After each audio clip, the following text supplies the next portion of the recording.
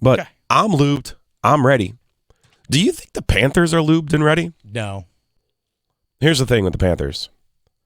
After getting shellacked by the Bengals last week, 42-21, the previous week was the overtime heartbreaker, gut buster, stomach clencher. Panthers are 2-7, technically in last place in the NFC South.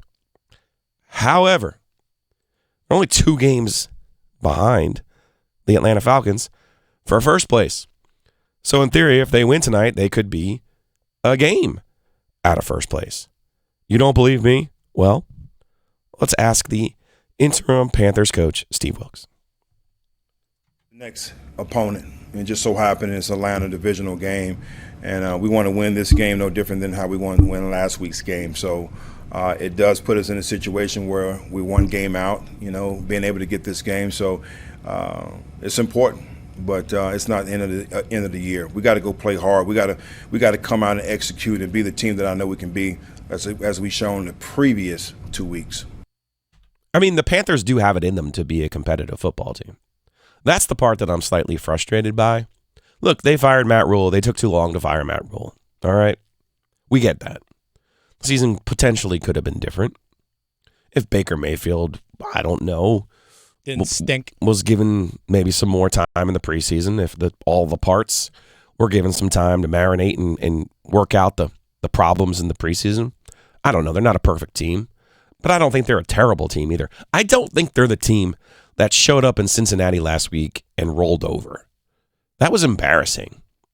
And it is in my experience in covering sports for the last 25 years that when you're embarrassed, you usually show up the next week. And the question for the Panthers is, can P.J. Walker, who's going to start tonight, can he find the form that he did against the Falcons? It was only 2 weeks ago. So it's not like we're asking for a miracle here from P.J. Walker. I get it. He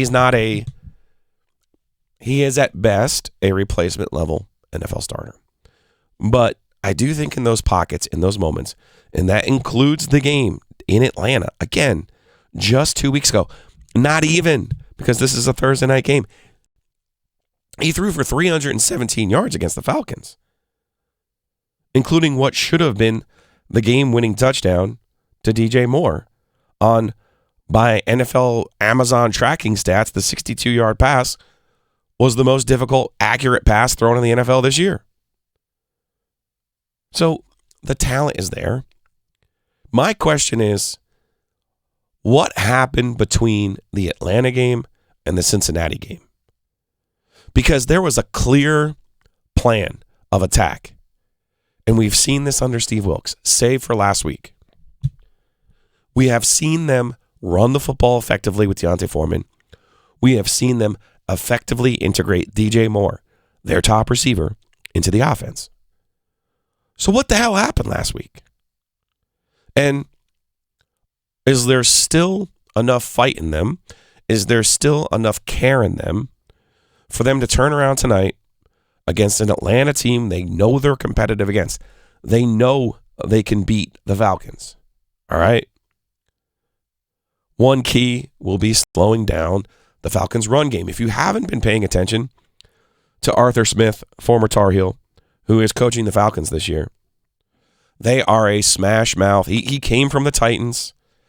They went out and got Marcus Mariota, believe it or not. They're like a fake Seahawks right now. Instead of Geno Smith, they have Mariota. But they want to run. That's what they do. And Wilks knows this. He knows it's the key to actually bouncing back and having a chance tonight.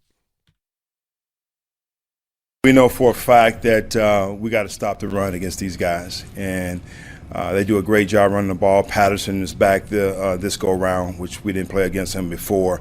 And likewise, we have to do a great job of establishing the run up front. So I think that's where the game is going to be won, in the trenches at the line of scrimmage.